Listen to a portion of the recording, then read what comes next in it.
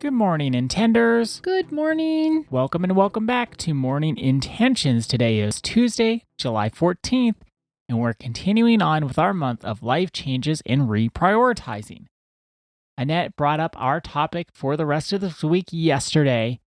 When life changes, our relationships change as well. Especially when we're reprioritizing. That's right. And one thing that can come up while we're making our life changes and then our relationships change, there can be some sabotage going on.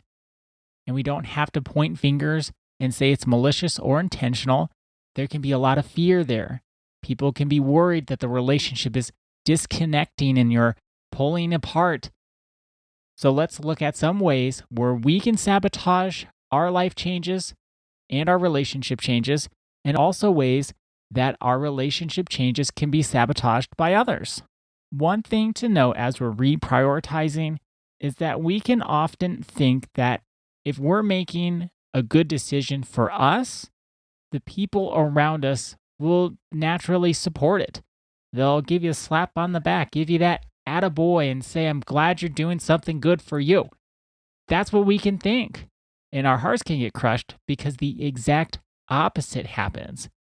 People can look at you funny and they can say, why are you doing that? Have you lost your mind? They can even call you nasty names. They can start saying you're selfish and other things like that because you're making changes for you. We also have to recognize when our life is changing and we're reprioritizing. As you're saying, Ada, we think we're making a good decision for us. We don't live in a vacuum. If we're making changes and reprioritizing, someone else is going to be affected. It can change the balance and disrupt the balance in a family, in our romantic partnerships, in our friendships, at work. We shared a simple example yesterday. We want to dive a little deeper into this concept of sabotage because just as you mentioned, and I don't want that to just fly by, sabotage many times is unconscious. We don't realize we're sabotaging. We just want things to go back to the way they always were. Sabotage can come from inside of us and external to us. So we're going to take a deep dive. You probably recall, because we say this quite often, we all create an identity for ourselves and for others. I have an identity that I've given my mom, and that's Annette, and how I see her, that she's a wonderful mother. She's so kind and helpful, always looking out for me, lets me know when my hair is messed up when I don't realize it, tells me to clean my glasses if they're too dirty. And so I appreciate those kind of things about her. Another person can have a completely different identity for Annette. And what can happen, Annette, when you're talking about change disrupts the balance? When we have these identities for one another, we're on the lookout for changes in those identities. So if I see you a certain way, Annette, and you start living and doing things that's different than the identity I have for you, there's a part of me that will freak out and say, what's going on with mom? Why is she acting different than I think she should? Or she always has acted. The changes disrupt the identities, and that's why sabotage can take place. There's a part of our unconscious that wants us to get back to those identities because we knew what was going to happen. Even in an unhealthy situation, it can be considered, and this is in quotes here, safe, because we all know how everyone else is going to act. We know the silent agreements. We know the unhealthy behavior. We know how to navigate those situations. So as things change, and even one person gets healthy, it does disrupt the identities and it disrupts the balance. As we always say, to have a different life, we need to live differently. When we begin to live differently, many times, not always, but many times, someone will resist the change. That someone could be us, and we're going to explore that starting today. And then sometimes the resistance to change can come from the people in our lives. And we're going to start with how we can sabotage our own changes. One way we can self-sabotage our own life changes, our reprioritizing, and our relationship changes is that we're moving out of what we've known as that comfort zone. That's what I meant by it feels quote unquote safe. Another way I could put that is it's a comfort zone. Even an uncomfortable situation, if we're in it long enough, it becomes the comfort zone.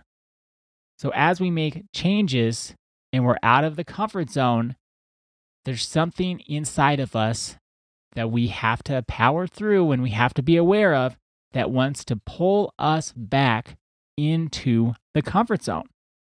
An example of this would be when someone decides to improve their health and they start walking in the morning, they meal plan, they get enough sleep. And then about 2 weeks into it, they say, and we've heard this around the coaching table, I've been doing really well. And they have been doing well. I have been doing really well. I'm going to reward myself with a little break. So they take a little break. First day, they sleep in. They just eat whatever, kind of go back to the old habits. Have a little cheat day.